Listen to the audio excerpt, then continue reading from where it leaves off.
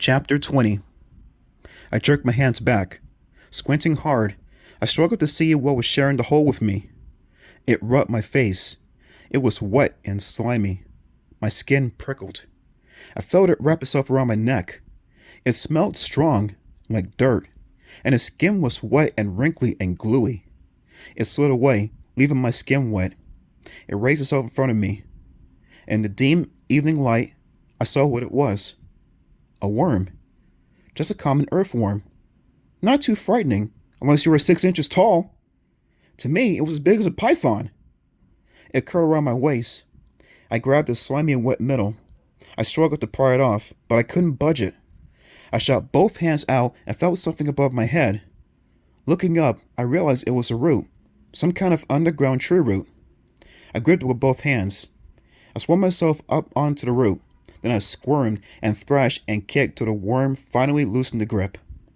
I tucked myself up the root, grabbed the dirt wall with both hands, and scrambled up the side of the hole. Gasping for breath, I dove into the grass.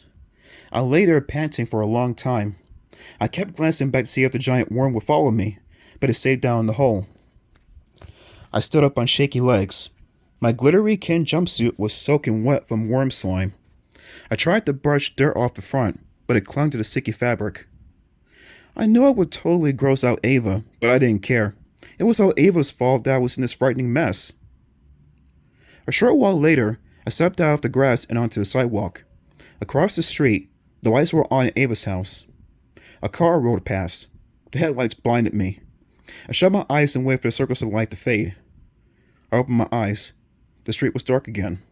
Could I make it across the street before another car came by? I took a deep breath. I tensed my whole body. I knew I had to run faster than I ever run in my life. If a car came down the block, there was no way the driver would see me. I looked up and down the street again. Silent and dark. Here goes.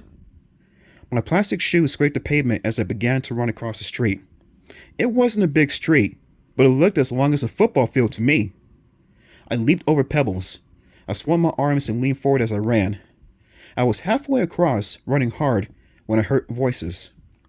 I stopped in the middle of the street, turned, and saw two gigantic kids on gigantic bikes pedaling furiously right at me.